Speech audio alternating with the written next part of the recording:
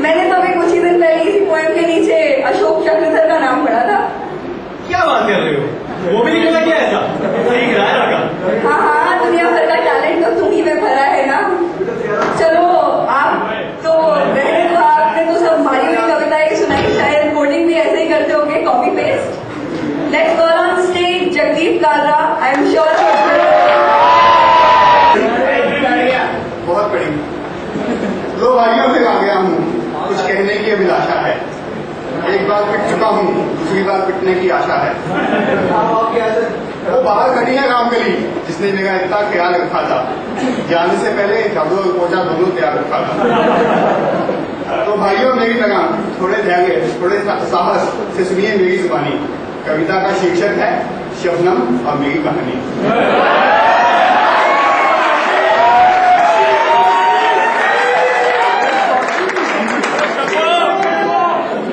यह मेरे पिछले जन्म की बात है, आपसे तो नहीं, यह मेरे पिछले जन्म की कहानी है।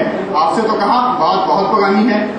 तब हमारा नाम था राम कुमार शर्मा, और हमारा काम था बस एक ही काम करना, सामने रहने वाली 4 लड़कियों के लिए जीना और उन्हीं के लिए मरना।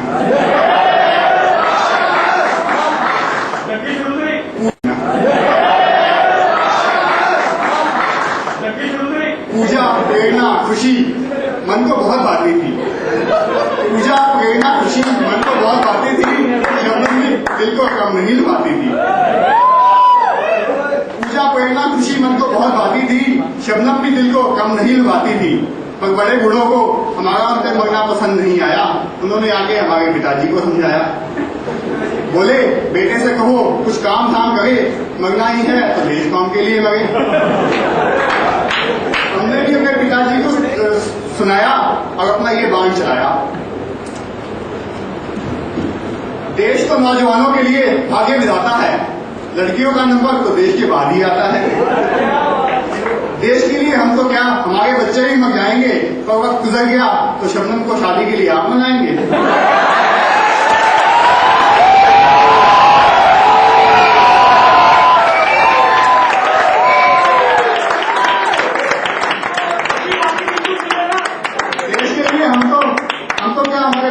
जाएंगे, वक्त गुजर गया, शबनम को शादी के लिए आप मनाएंगे।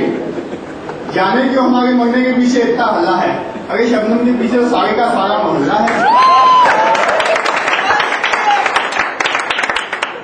वक्त गुजरा, एक दिन शबनम ने हमें बुलाया और अपने प्रश्नों के जाल में कुछ इस तरह फंसाया। बोली, क्या मेरे लिए ताजमहल बनवाओगे? बोली, क्या मेरे लिए ताजमहल बनवाओगे? मैंने कहा, ताजमहल के बारे में जानकर क्या करोगी? वो तो तभी, ताजमहल के बारे में जानकर क्या करेगी? ताजमहल तो तभी बनेगा जब तुम मरेगी। वो बोली, क्या मेरे लिए चांद पर घर बनवाओगे? बोली, क्या मेरे लिए चांद पर घर बनवाओगे? हमने कहा, बनवाना क्या, बनवा दिया है, कारों को तोड़कर उस पर लगा दिया है।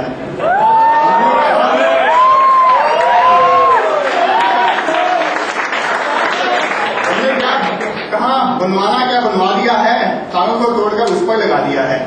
बस एक प्रॉब्लम है, चांद पर जाना देवी जी दहेज में एक रॉकेट लेती है।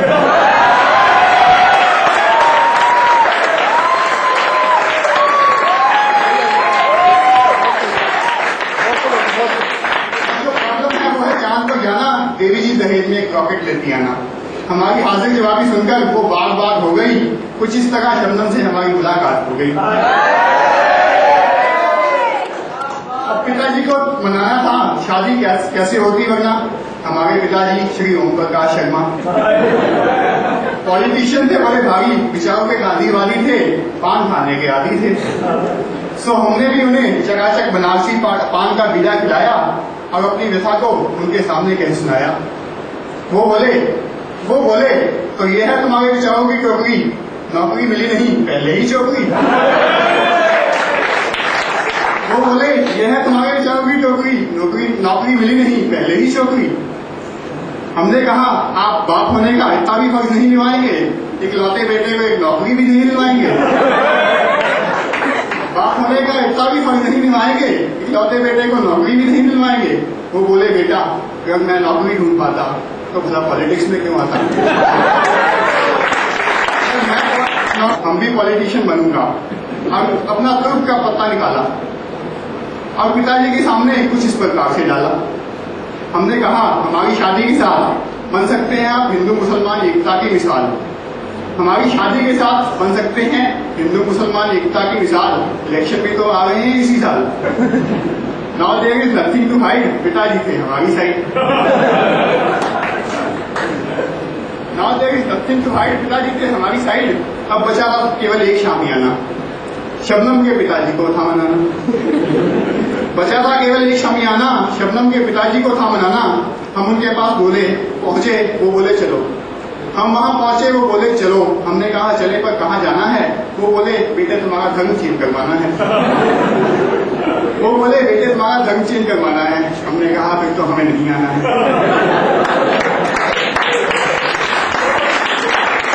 हमने कहा फिर तो हमें नहीं आना है। बहुत मुश्किल से उन्होंने उन्हें समझाया तो उनकी ओर से यह प्रश्न आया। हमने बहुत मुश्किल से उन्हें समझाया तो उनकी तरफ से यह प्रश्न आया। बोले मैंने सुना है तुमने दहेज में रॉकेट मांगा है। बोले मैंने सुना है तुमने दहेज में रॉकेट मांगा है। हमने कहा आपकी बेटी ने तो चांद मांगा था।